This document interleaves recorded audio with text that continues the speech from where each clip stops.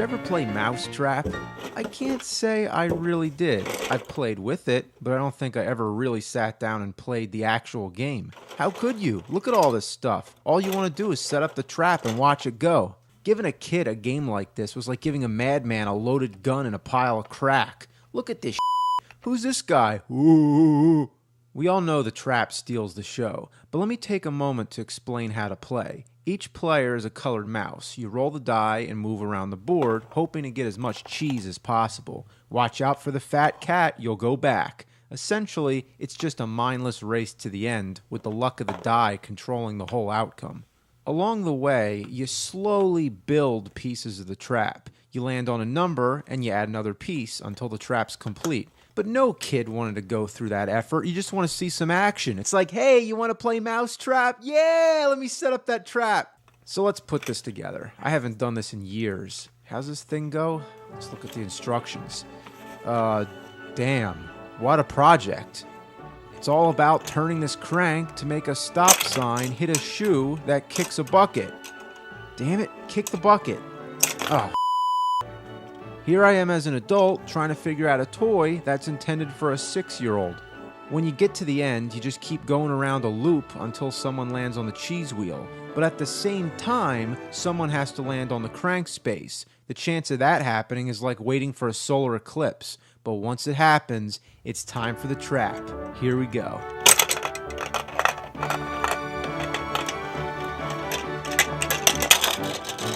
Oh yeah. It's just as cool as it ever was. Every time you see that, you just want to see it again. I'm a grown man, and that's still fascinating. Who wants to play the game? Just crank that. None of it's necessary. Why is there a guy standing on a seesaw waiting for a ball to drop? Why is there a red bathtub in the air sitting on a tower of pipes? What kind of situation is this? It would be simpler just to drop the trap, or just land on the space and win. That's what most games were like, and that's why Mousetrap is so rad.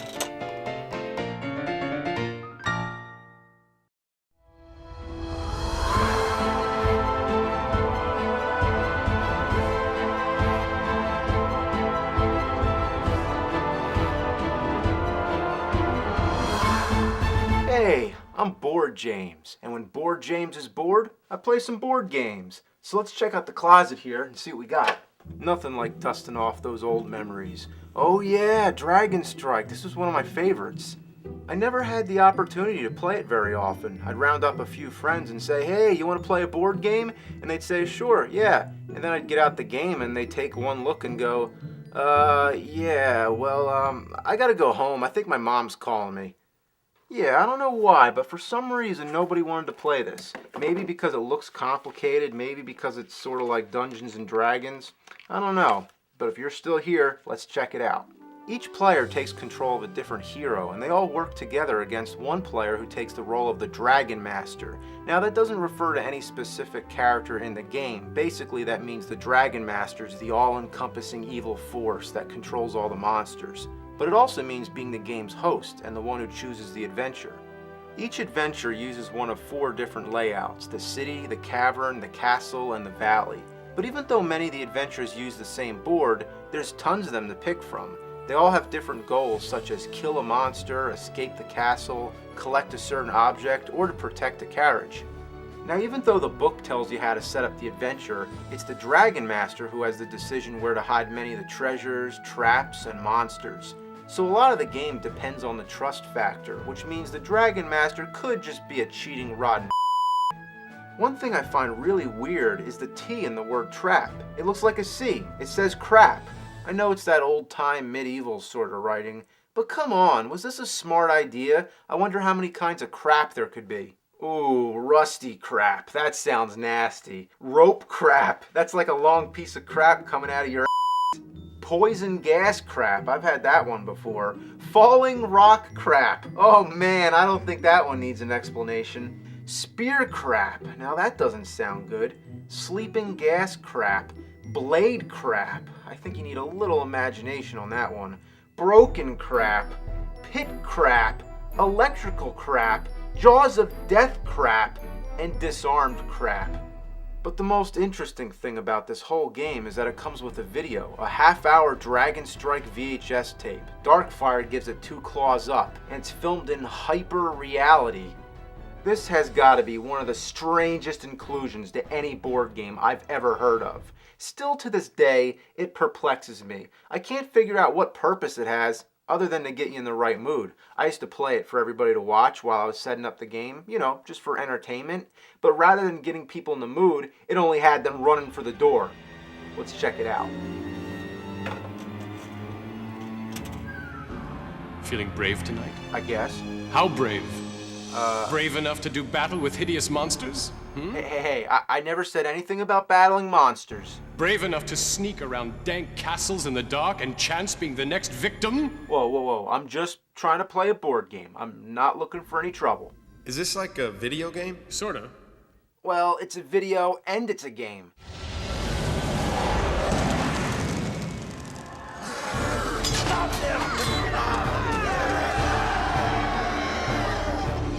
Death Knight, heal.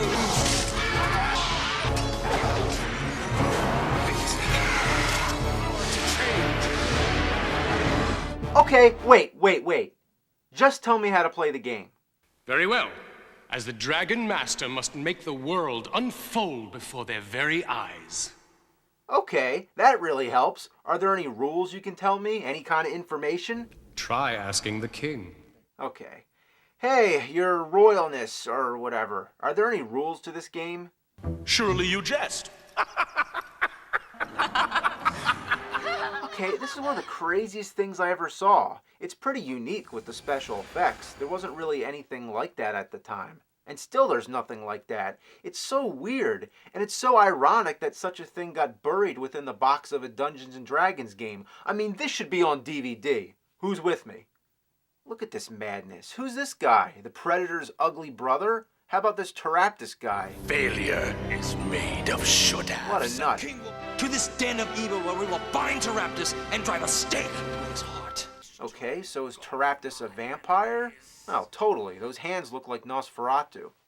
Have you ever seen a wizard go around wearing a dead animal on his head? The dwarf looks like Santa Claus, and the elf looks like they crossbred Mr. Spock and the Green Hornet.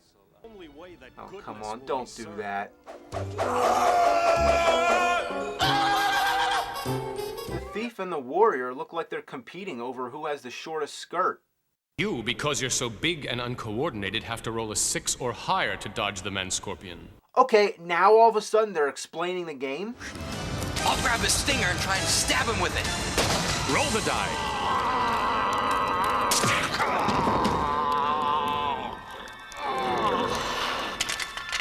He's dead, killed by his own poison. Okay, so let me get this straight. You stabbed the scorpion with his own stinger. Like, in the game? How do you do that? It doesn't even explain. Why am I watching this? Now pay close attention, because the information you're about to hear could mean the difference between life and death. Whoa, this is some serious Now look, I don't know if it's your disembodied head or what, but you're really starting to creep me out, so I'm turning this off. Do not turn the VCR off yet. Oh, This is a special section of the tape for Dragon Masters only. When everyone who is not presently interested in becoming a Dragon Master has left the room, we may begin. Until then, kindly cast a pause video spell on your VCR. cast a pause spell. Okay? Now what I'm supposed to do, check to see if nobody's here? There's nobody here. Are you sure nobody's listening at the door? No, I promise. There's nobody here. At the window? I told you, I looked. Why would there be somebody at my window? Okay, there's somebody at my window. What do you want me to do? Cast a death spell on him? Of course.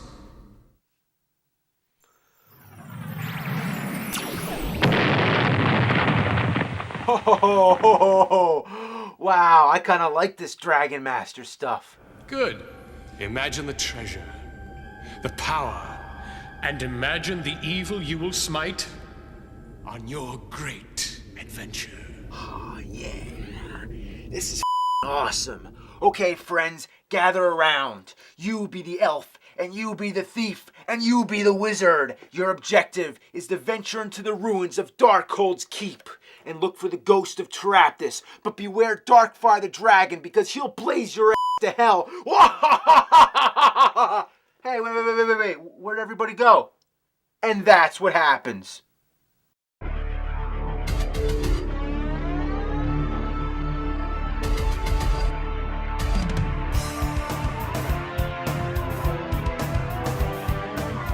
Oh my God, it's Crossfire. Now we're getting serious. Even if you never played the game, you probably know the commercial.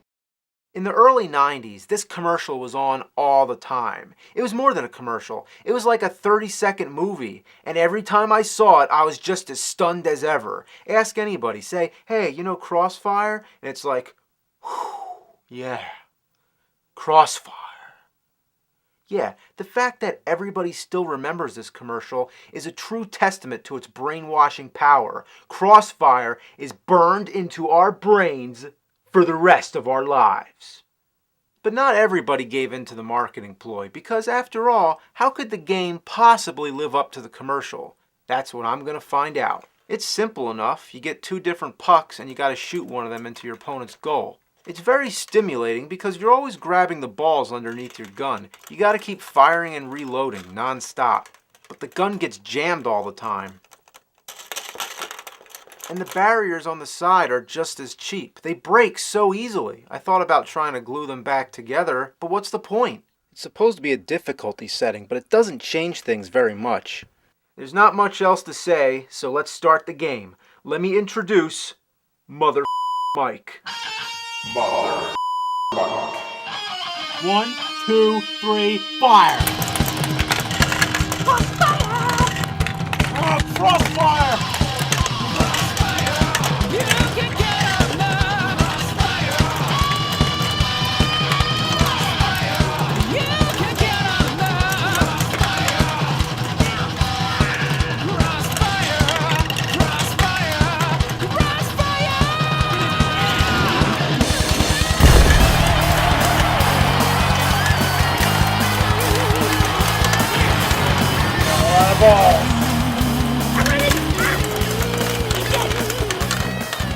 Hey, stop touching my balls!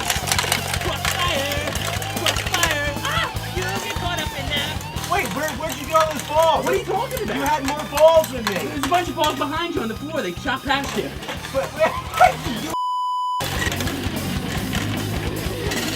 Yeah, you're dead. You're dead. I'm gonna get you. I shot your mother with a laser. She's dead. She's dead. She's dead. She's dead. I shot your mother. Yeah, dead.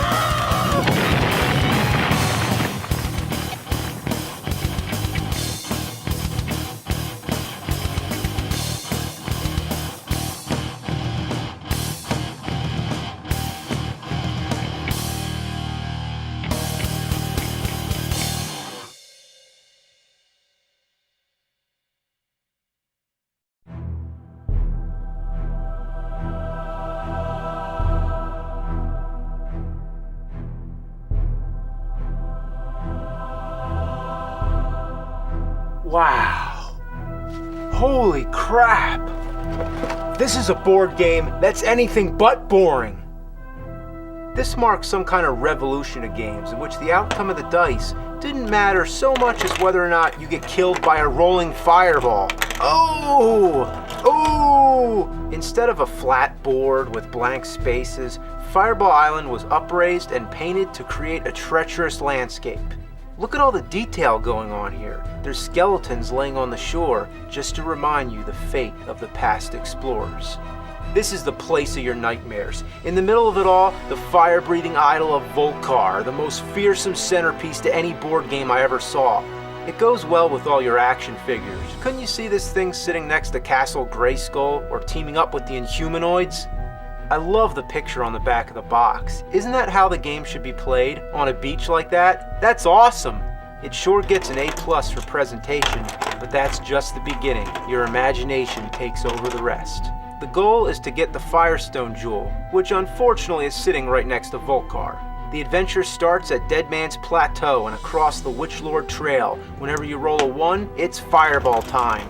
Get hit by one of these, you lose a turn and end up at the nearest smolder pit. And yep, you're supposed to lay the piece on its side. That's important. You can take your chances with the caves. Some might lead to a shortcut, and others, not.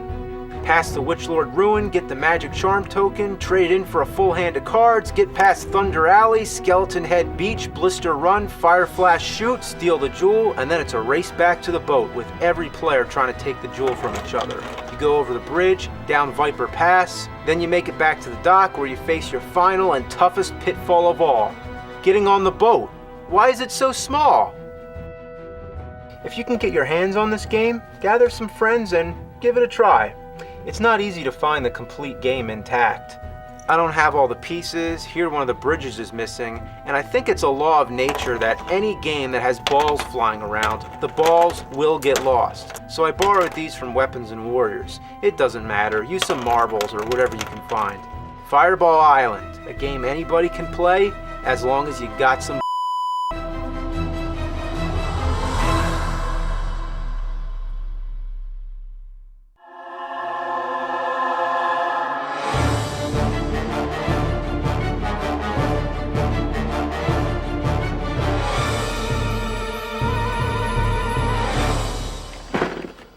It's Weapons and Warriors, the realistic battle game of the medieval ages. True battle action. Roll the battle dice, shoot the battle balls. The castle combat set includes over 75 pieces. Yeah? Holy. If you want to play Weapons and Warriors, don't make any other plans, because you're going to be waging an epic war in your own living room. This game is just too much fun, but there are some setbacks. To begin with, it takes a long time to set up.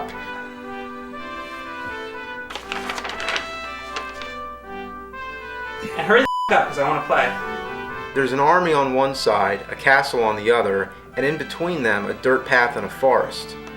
A lot of the pieces require rubber bands. These are for certain blast zones. When they get hit in the right spot, they spring loose. Because rubber bands get old and fall apart, you're going to have to replace them. It's the kind of game which needs maintenance. You can't just dust it off and play. Look at all this that has to be done yet. Castles and rubber bands and hurry up. All the abuse it takes, it's no wonder that pieces get broken. If you use glue, you'll have to wait for it to dry. Besides, it'll all get up again anyway.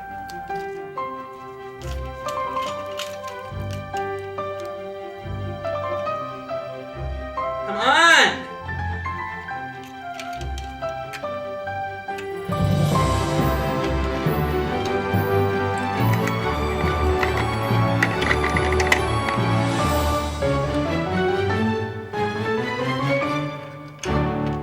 Once you got it all set up, it's time to take sides. Cool. I'm gonna be the castle.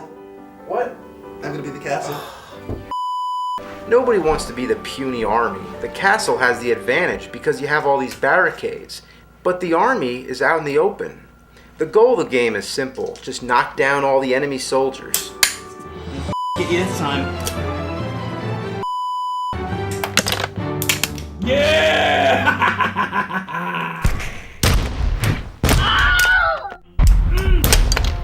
When you roll the dice, you can move your soldiers, fire your weapons, or do a combination.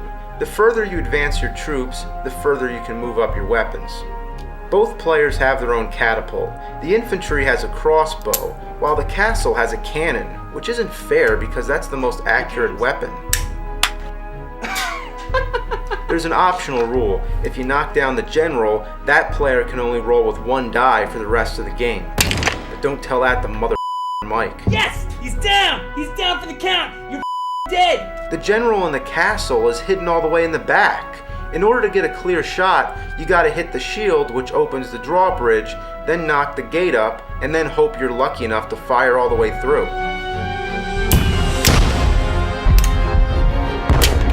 If you have a cat, keep it away and shut the door, because that cat will play by its own rules and turn the game all around.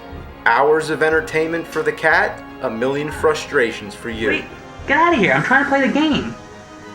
The worst problem you encounter when playing this game is that the balls always ricochet off the walls. I guess you can say that this game is really balls to the wall. Come on, James, go fetch my balls. Go get it.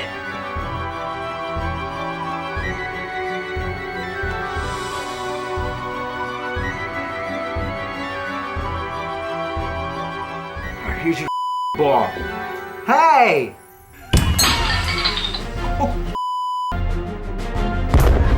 You can play this game one time and always find balls under your furniture for years to come, always serving as a memory of an ancient epic battle.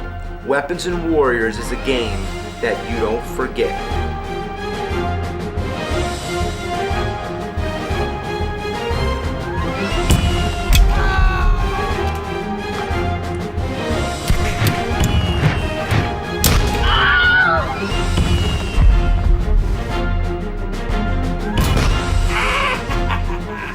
You only got 3 guys left. Ooh, only 2 guys left. Yeah, you're down to your last man, mother. Here, roll the dice.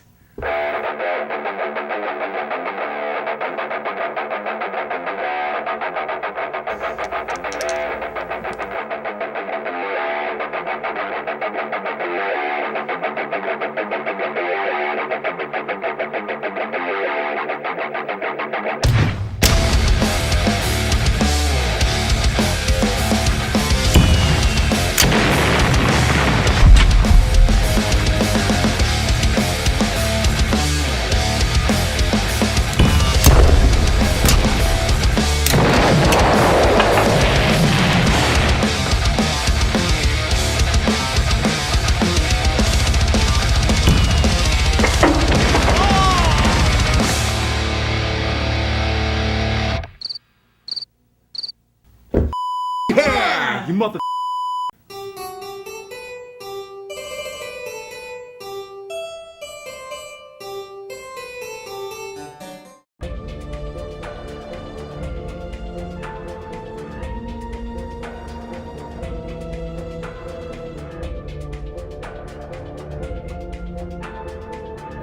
Okay, I got a board game you definitely never heard of, I guarantee.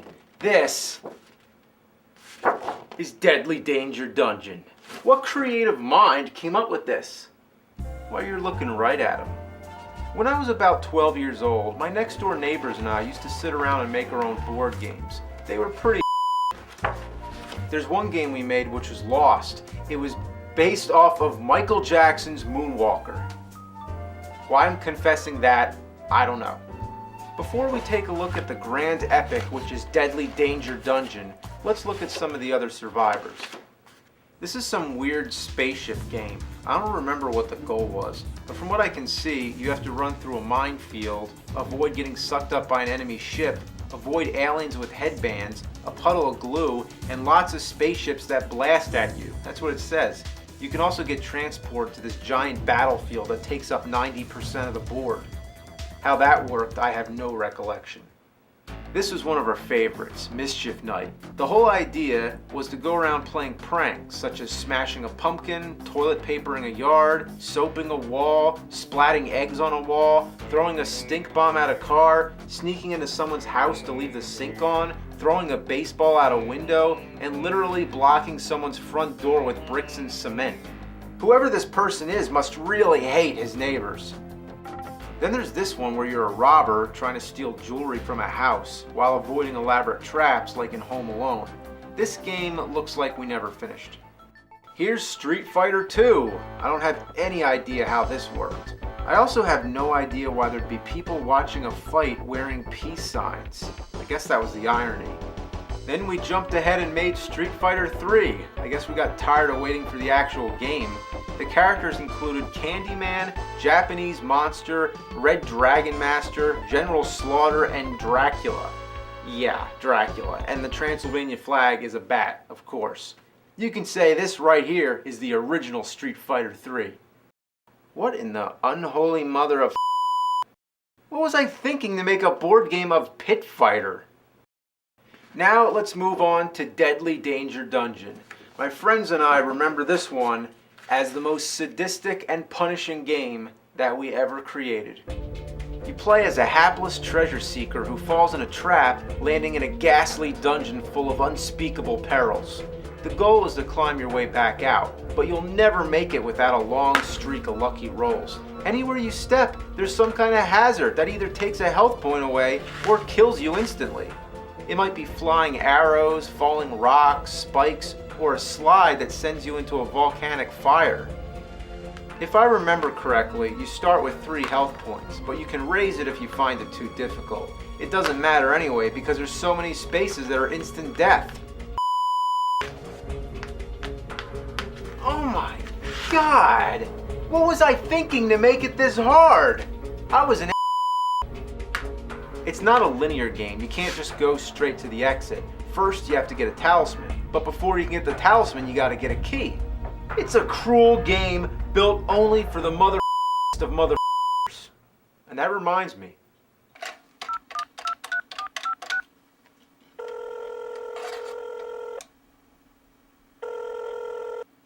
Hello? Get your over here, you mother. This is Deadly Danger Dungeon. Why is Mario? Well, I couldn't really make my own pieces. I guess I could have with Scopy or something, but that was before I gave a about anything. Okay, so I just start rolling the dice? Yeah. Alright. Fall. Now it says I fall. Okay, game Oh, over. you're dead. You're dead. Well, what about my hit points? Don't I get to use? That's an instant death if you fall on spikes. So But I fell on spikes already up here. Oh, well, these spikes are bigger. And The spikes are bigger, so the other one maybe just and it's more distance. Maybe that one just pierced my foot or something, Yeah. and this one actually like went through my body. Yeah, you fell. It's like Mortal Kombat with the. Oh, it's a me! Oh, spaghetti! Oh, meatballs! Parmesan! 5. 1, 2, 3, 4, 5. Nothing space. 1 You didn't fall. land Game over again. I gotta get the key to get the talisman, and then I gotta go forward, and then go back, and then climb the ladder, and then 1, 2, 3, 4, 5, 6. Fall. Game over. All that, and I'm dead. Yeah, you're dead. Well, what does the potion do? Can I come back to life with the potion? No, well, if you land on the spikes, you're dead. All right, fine. But what did the potion do? It brought your health back.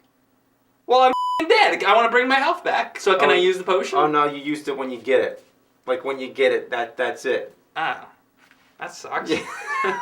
So let me ask you a question. Has anybody ever made it to the end? No. 1, 2, 3.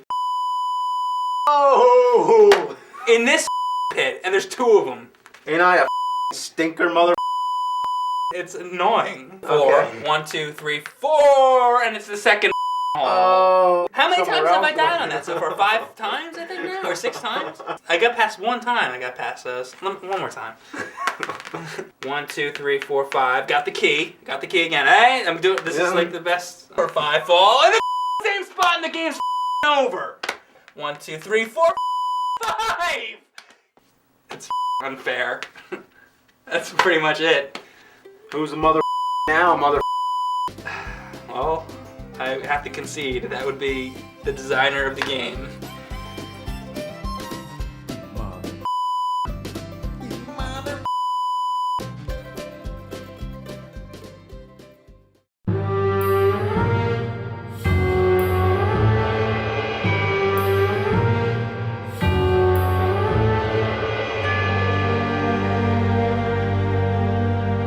Alright, let's pick out a game. What do you want to play? I got a lot of games back here. Yep. Do you want to play Bed Bugs? Bed Bugs? Nah. Oh, Hero Quest. Dude, let's play this. Yeah. I haven't played this in a long time.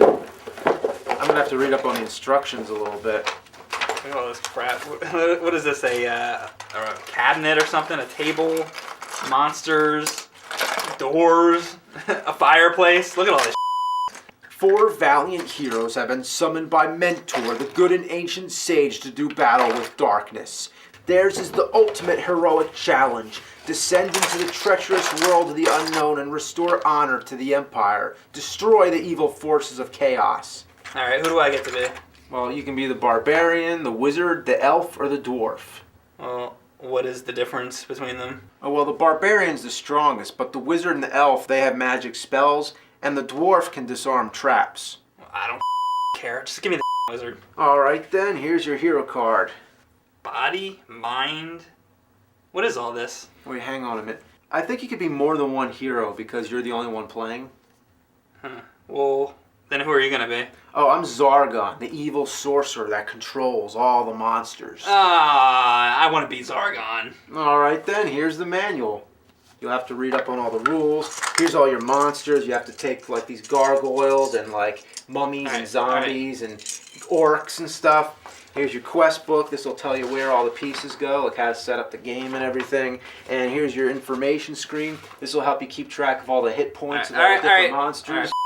This. Just give me back the wizard. I don't want to do all that. There you go. You should really pick one more character. No, I just want to be the wizard. It's going to be kind of unfair if you're just the wizard. And really? Alright. I got all these monsters. Alright. I'll be the barbarian too, I guess. Alright, well here's your character sheets and keep track of all the body points and everything. Alright, now the game goes like this. On your turn, you can move each of your heroes once and perform an action. For example, you can attack a monster if you're close enough. You roll the dice. Each skull rolled equals a hit. Then the defending monster rolls, and each black shield blocks one hit.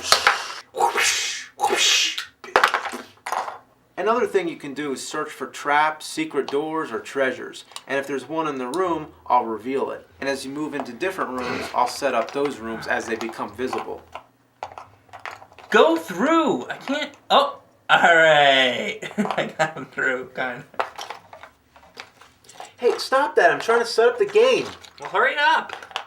Okay, we're all ready. So here's quest number 1, the trial.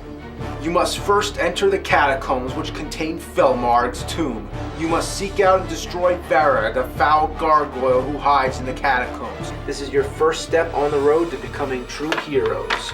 Here you go. Make your move. Yeah, you know what? Actually, I don't feel like playing this anymore. Can we do something different?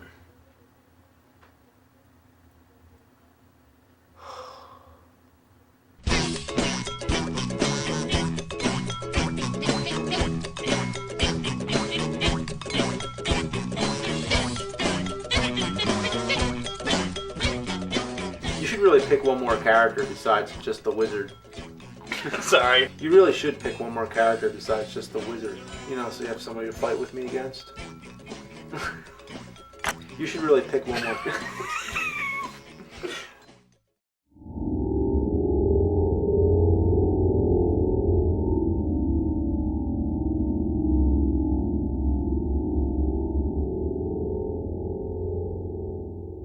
You remember that commercial, right? I'm Mr. Bucket, toss your balls in my top. I remember it. That commercial was so wrong. Because you're like a kid and you're watching that commercial and it's like, I'm gonna put the in your mouth. Well, I never really thought of it that way. the Everybody says that, you know, but I think it's our dirty minds that puts that all together. Yeah, but it says it in the commercial. He's like, oh, poke the in my he mouth. doesn't say put your in my mouth. He said, you know, you put the balls in the top. That's what the announcer says. He's like, well, the first one to get their balls into Mr. Bucket wins, but watch out, because the balls might pop out of his mouth. Yeah, but like that's what you're thinking when you watch it. Like, who doesn't watch that commercial and think to themselves, putting the in your mouth?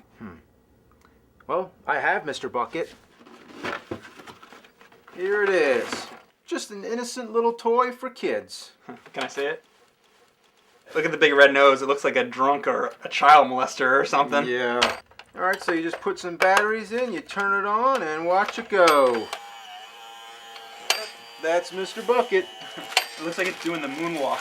You just gotta scoop up your balls and get them in its top like that. Why can't we just throw the balls in? Why do we have to use this? Yeah. Because that's how the game was played. This is so stupid. do I have to use a green shovel to pick up the green ball and only the blue? Well, technically, yes. Say I have a yellow shovel. That means you can only scoop up yellow balls with a yellow shovel. Yeah, well, what happens if I scoop up a red ball with a blue shovel? Do I get a penalty? I don't know. Yeah. Okay. Wow. So is this it? This is all there is to this? Yep, this is pretty much it. There's got to be something else. Let me see. Here's the instructions. Let me look.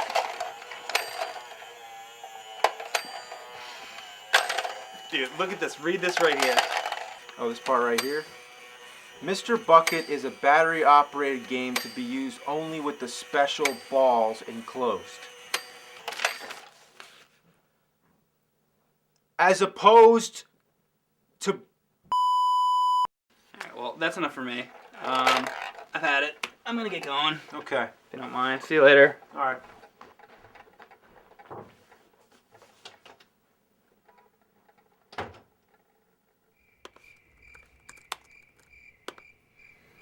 Poor choice of words used by the announcer, which may be mistaken for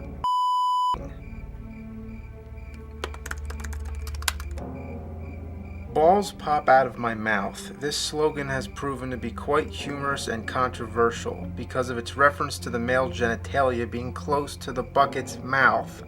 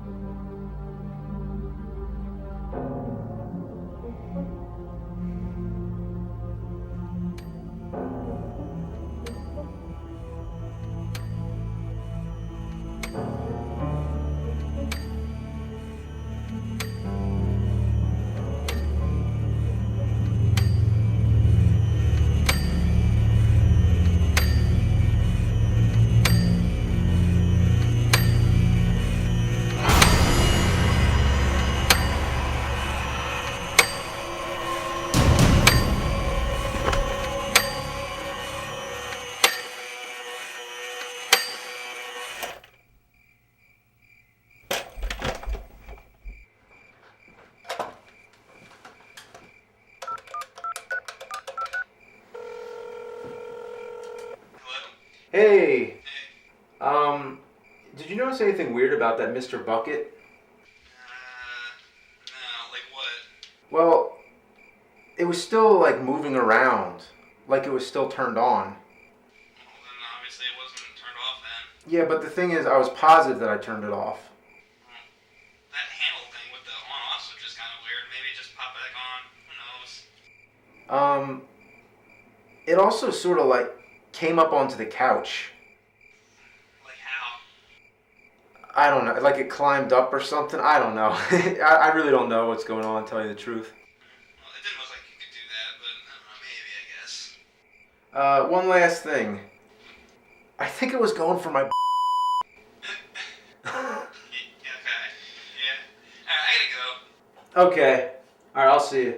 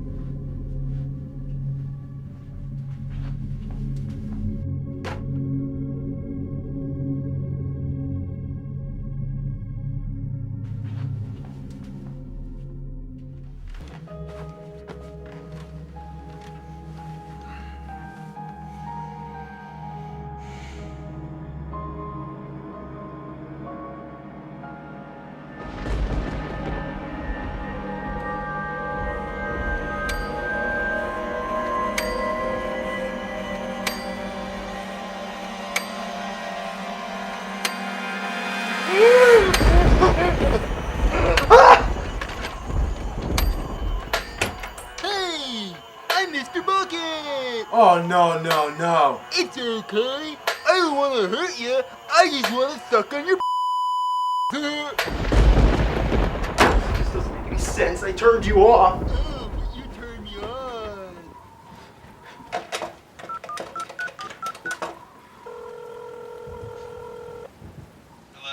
Mike, get over here right now.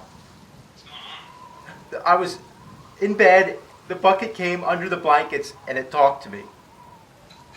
This is a nightmare you're telling me about? I don't know. I really have no idea what's going on here anymore. Yeah, I'm looking at a window upstairs, and so you might want to close it because of the rain.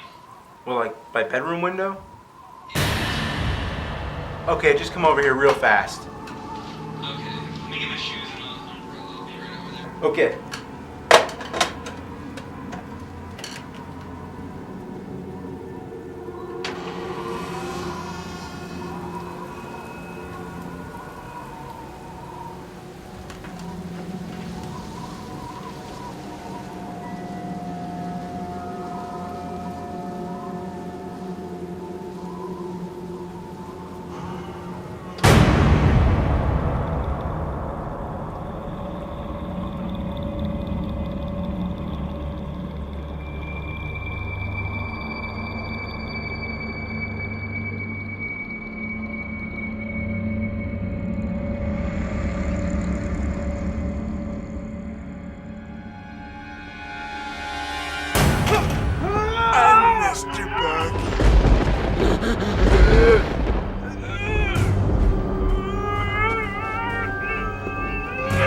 Pop your balls in my mouth, Mr. Bucket.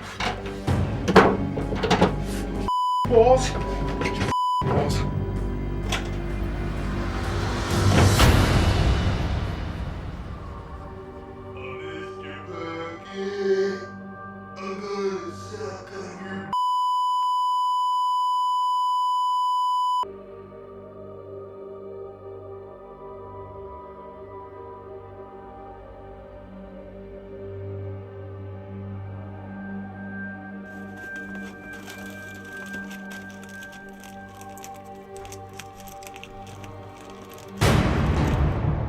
Mr. Bucket! What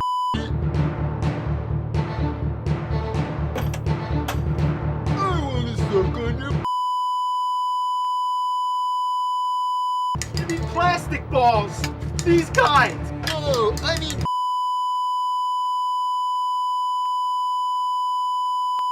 Balls!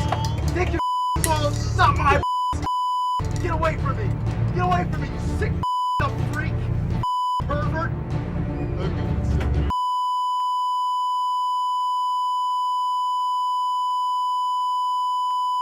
Get away from me! Suck his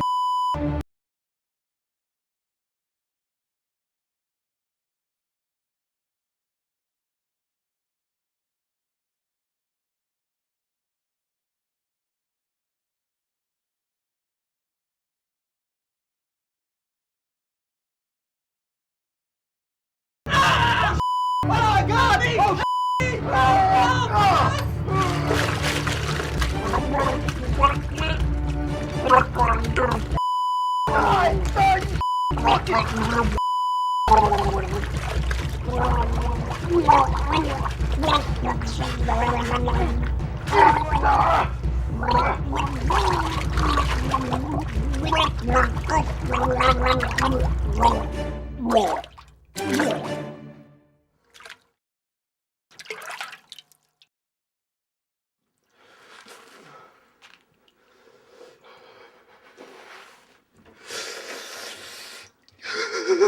Dude, what the is going on? Well, it's dead now. Except that anywhere where there's a Mr. Bucket, nobody is safe.